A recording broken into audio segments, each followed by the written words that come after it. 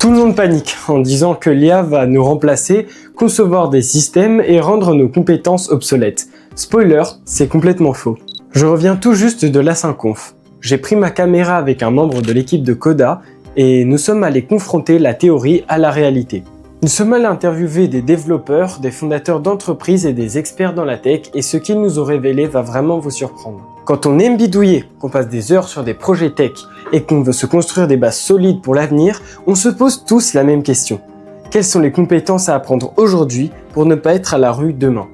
Mais leur discours est radicalement différent. En réalité, l'IA toute seule ne vaut rien. Le plus important, ce n'est pas la machine, c'est le cerveau derrière qui la pilote. Mais la vraie compétence technique, c'est votre capacité à prompter, la rigueur d'ingénierie derrière le clavier et vos capacités à parler à une IA. L'outil n'est rien sans la méthode. Allez, je vous emmène avec moi dans les allées du salon Asynconf, on va décortiquer tout ça. Pour cette première interview, je voulais casser un énorme mythe. Quand on veut se lancer dans l'électronique ou la robotique, on a souvent l'impression qu'il faut un doctorat en physique ou un labo à 10 000 € pour faire quelque chose de sérieux. C'est pour ça que je suis allé voir Sarah Lacaze. Son parcours est la preuve inverse. À la base, elle était archéologue. Absolument rien à voir avec le code. Alors, personnellement, moi je fais de l'électronique depuis quelques mois. Donc j'adore l'ESP32, j'utilise très régulièrement. J'ai pas parlé de l'ESP. Ouais, et j'ai vu que vous avez parlé d'Arduino. Alors d'abord, je voulais vous demander éventuellement pour les gens qui commencent l'électronique, qu'est-ce que vous conseillerez pour ceux qui commencent de zéro, aucune base, même pas en développement. Après, bon, j'aime bien Arduino pour commencer. Arduino, j'aime bien parce qu'il y a également la partie, il y a des IDE qui sont les IDE, les interfaces de programmation. Il y a l'IDE officiel. Et du textuel, mais il y a également Blockly, il y a quelques langages qui permettent vraiment de programmer sa carte Arduino en utilisant des blocs. Voilà. Moi je suis une adepte du bloc, je trouve que c'est super bien, ça évite des fautes de frappe, de syntaxe, de se prendre la tête, et voilà, et on reste concentré sur le fonctionnement du programme et sur la partie électronique. Donc il y a un petit kit, le kit de l'inventeur Arduino qui existe, où il y a le manuel à l'intérieur. Il y a tous les composants et ce qui est bien avec Arduino, c'est qu'il y a vraiment toute une communauté. Donc il y a vraiment énormément de ressources.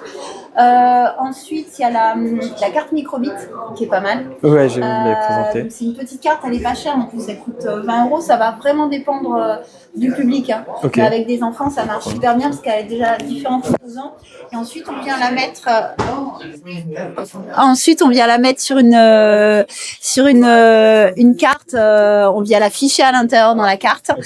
Et on a accès donc aux différents pins qui vont permettre donc de connecter des moteurs, des servomoteurs. Et il y a plein de robots qui fonctionnent aussi avec cette carte.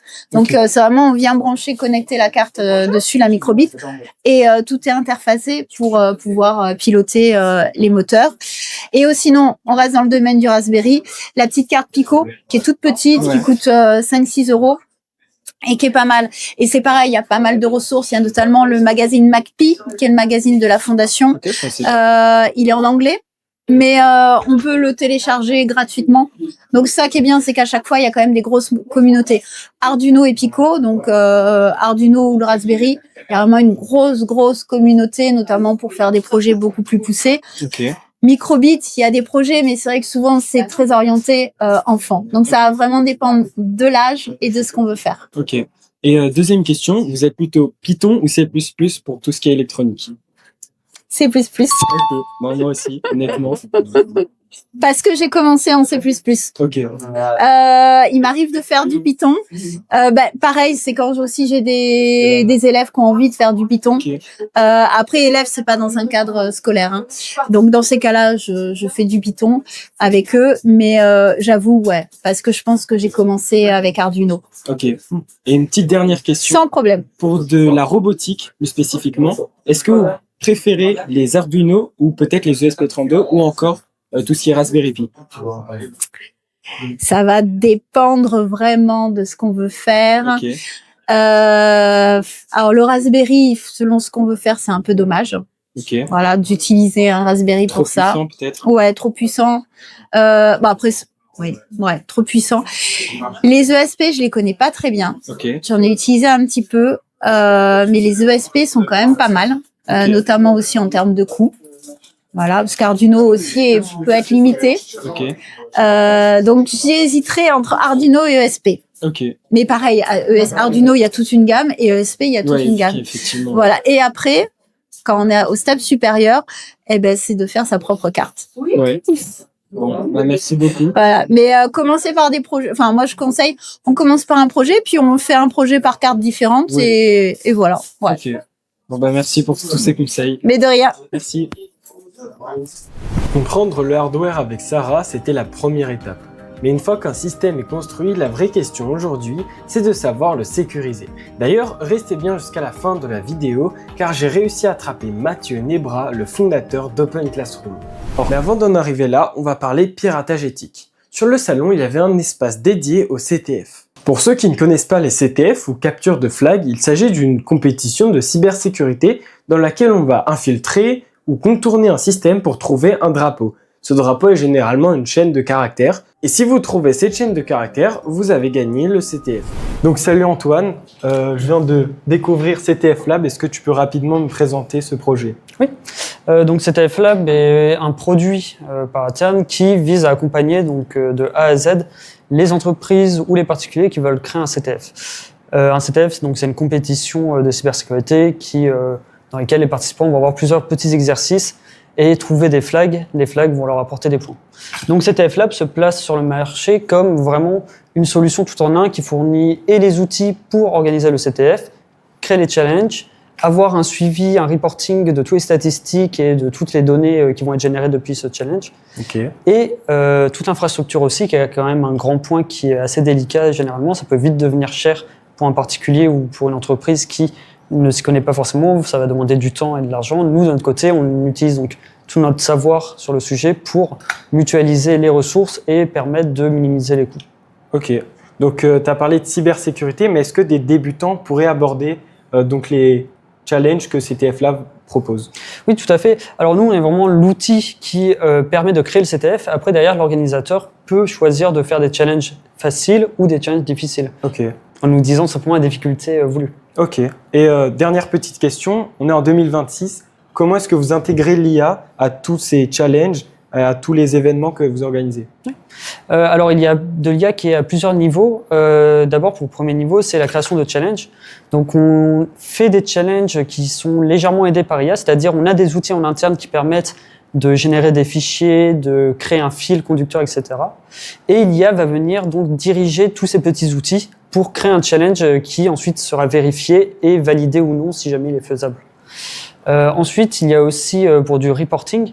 Donc l'IA va permettre de mettre en forme certaines statistiques, anonymisées étant donné que de notre côté, vraiment c'est important pour nous de ne pas fournir les informations des participants ou des organisateurs. Okay. Donc ça va être vraiment des chiffres ou des valeurs moyennes de l'événement qui vont être résumées par l'IA et mises en forme. Ok, merci beaucoup. Je vous invite à consulter ctflab.io. Merci Antoine. Merci à vous. Trouver des failles et sécuriser des systèmes, c'est fascinant. Mais avant de sécuriser le web, il faut d'abord le créer. Et s'il y a bien un domaine qui a bien changé ces dernières années, c'est bien le développement web. Lui, c'est Mathieu Nebra, le fondateur d'Open Classroom. Il a littéralement appris à coder à des milliers d'entre nous. Sur ce salon, il présentait une conférence ultra stratégique, être dev à l'ère de l'IA. Ce constat est direct, le métier mute. On passe du simple software engineer au product engineer. En clair, l'IA absorbe l'exécution technique et répétitive et le développeur doit désormais se concentrer sur la vision globale du produit. C'est exactement là-dessus que je suis allé l'interviewer. Lovable est assez pratique et c'est une boîte. Oui. Par rapport à Lovable, le code qu'il génère, est-ce que derrière il est directement lisible ou est-ce qu'il est très compliqué parce que je sais pas trop coder mais je l'utilise quand même pas mal. Mais sur le code qu'il génère, il est directement, pour quelqu'un pour un dev qui voudrait derrière repasser dessus, est-ce que directement il est utilisable ou est-ce qu'il est un peu trop spaghetti, un peu trop. Est-ce un peu trop spaghetti? Ouais. Moi, ce que j'en ai vu, c'est correct. Ok. C'est correct. Tu peux l'exporter sur GitHub, tu peux voir le code de toute façon. Là, on est sur un truc où justement le fichier de configuration des agents est déjà un peu fait pour toi. Donc, c'est beaucoup plus contrôlé, assisté. Mais franchement, c'est correct et j'ai envie de te dire, c'est de plus en plus correct. Ok. Parce que du coup, moi, je me fais une base de données avec tout ce que je veux faire. Et après, je lui décris ultra précisément tout ce que je veux.